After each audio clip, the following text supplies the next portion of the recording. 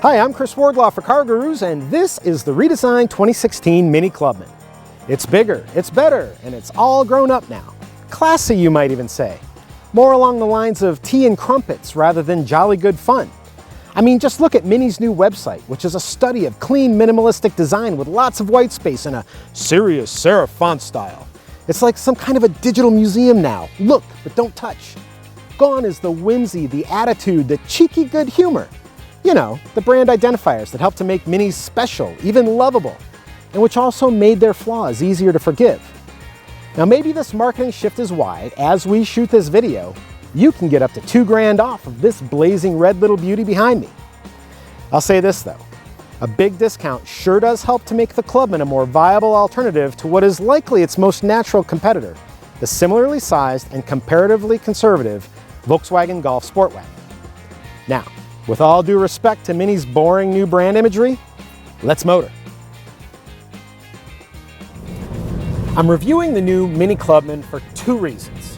First, I wanted to see if the standard turbocharged 1.5-liter three-cylinder engine is up to the task at hand. Second, I wanted to see if the Clubman might be the first Mini that can actually be used to transport an American family.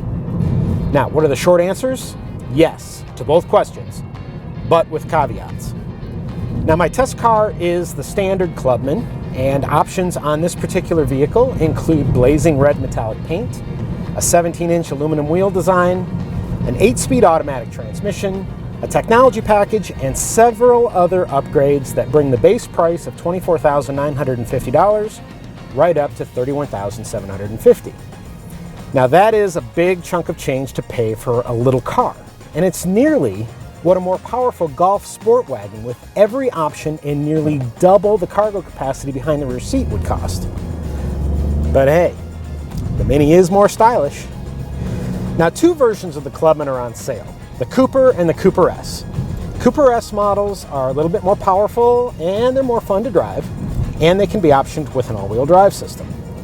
Cooper models, well, let's just say that they exhibit spirited adequacy. What's important to know is that the standard turbocharged three-cylinder engine is strong enough to carry a family of four, accelerate out of its own way, merge safely onto highways, zoom along freeways at 80 miles an hour or more, and maintain speed up mountain grades. Now, is the car powerful? No, not with 134 horsepower at 4,400 RPM and a curb weight of 3,160 pounds. But the 162 pound-feet of torque is made starting at just 1,250 RPM, and that helps get the Clubman up to 60 miles an hour in about 8.9 seconds by Mini's stopwatch. Now, Mini supplies green, mid, and sport driving modes, and they change the Clubman's driving character. Now, I used all three of the modes during the various sections of my test loop, and I averaged 29.6 miles per gallon, which beats the EPA's estimate of 28 miles per gallon in combined driving. Now, in green mode, the Clubman behaves as though it just downed a shot or two of NyQuil. In sport mode, the car is genuinely lively. Naturally then, if you put the car in mid mode, it lands somewhere in between. The automatic does work well, and it offers a sport calibration along with manual shifting. Now, as far as driving dynamics are concerned, Mini gets the suspension tuning exactly right. This car is taut, it's athletic, it's enjoyable to toss around, and the ride never feels too stiff, although sharper impacts do get reported to the cabin, much like rifle shots. The driver also has a clear line of communication with regard to road surface texture, the tires delivering varying levels of sizzle that is often accompanied by varying levels of buzzing from various parts within the cabin. Now, you're not going to gather a whole lot of information from the Clubman's numb and resolute steering, unfortunately. Now, on a positive note, it does not have any looseness on center, and it's not resistant just off center, and so that makes the car a lot more easy and enjoyable to drive.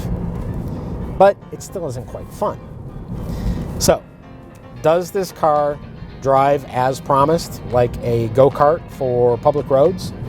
Most of the time, on most of the roads you're going to travel, no. Although selecting the sport mode definitely does make it more enjoyable to drive. Now, if you really want to have fun in a Clubman, I'm assuming you've got to get the Clubman S, which has more power, a sport suspension, and probably plasters a much bigger smile across your face.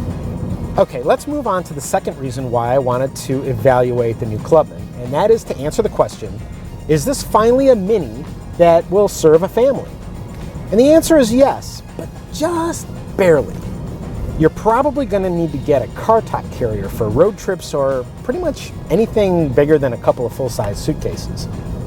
But hey, they don't call the Clubman a Mini for nothing. The front seats are small, but they're supportive and they prove comfortable for longer trips. However, this black leatherette does not breathe well. So, on hot and sweaty days, you should probably plan to remain that way yourself, especially if you opt for this panoramic sunroof, because it pretty much turns the car into an oven. Now, the rear seat is snug for adults, but the cushion sits up high off the floor, and Mini softly pads the front seat backs to improve comfort for knees and shins. Plus, there's enough room back there for kids, although fitting a rear-facing child safety seat could prove somewhat challenging. Now, around back, Mini does retain the Clubman's barn-style cargo doors, and you can pop them open using the key fob. You press once to power open the right-hand door, then you press again to power open the left-hand door. Now, as an option, you can also get a hands-free function, but my test car doesn't have that. Behind the rear seat, and including the storage tray that's located beneath the trunk's load floor, the Clubman will hold a total of 17.5 cubic feet of cargo. Now that's more than any mid-size sedan, but it's less than a Kia Soul.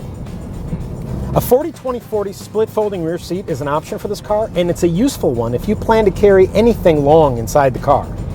We absolutely needed that for a day trip to the beach because we had to pass our umbrellas through the center section between the seats and between both of our kids. Now you might also find that option useful if you're planning to put a stroller in this car, because even the compact folding one that I usually use as a prop for our video shoots didn't fit all that well into the Clubman's trunk. Now, if you do happen to fold the rear seats down, know that the Clubman will swallow up to 47.9 cubic feet of cargo. Now, that's as much as your typical mini compact crossover SUV, but it's still less than a Kia Soul, let alone a Volkswagen Golf Sport Wagon. Now, as far as the control layout is concerned, Mini's previously whimsical image made its hallmark instrumentation and the control layout kind of a design quirk that was inherent to the car's identity. But now, what with Mini all grown up and mature, the controls are just a jumbled mess. Now, too often, I need to look away from the road to find and use something. Too often, I need to consciously think about how something works, and that causes driver distraction. I mean, even something as simple as using the washer jets to clean the windshield turned into a total comedy of errors for me.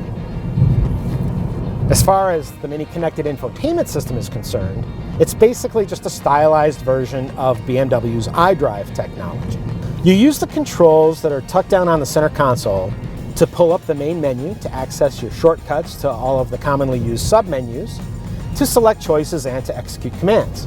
It even supports handwriting recognition, and you can also provide voice commands to control the system. Now, over time, you do get acclimated enough to use this setup without constantly looking down and away from the road, but it does take a while. As a big Mini fan and as a family man, I should adore the new 2016 Clubman, but I don't. From the company's shift away from its smart aleck brand position, emphasizing fun and good times, to this car's apparent lack of key infotainment and safety technologies, the new, grown-up and more mature Clubman is a bit of a disappointment. And this disappointment makes it harder to accept a Mini's inherent design flaws, from its control layout to its lack of interior space.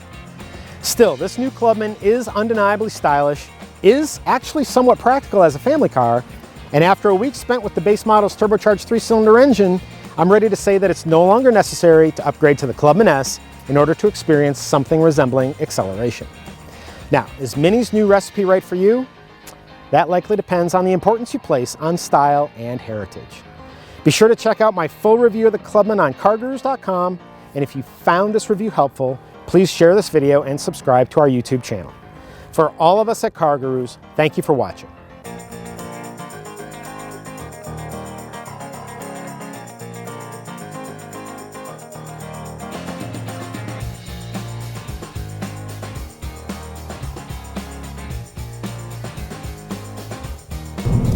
must be trash day. It is trash day. I have to take the garbage out when I get home.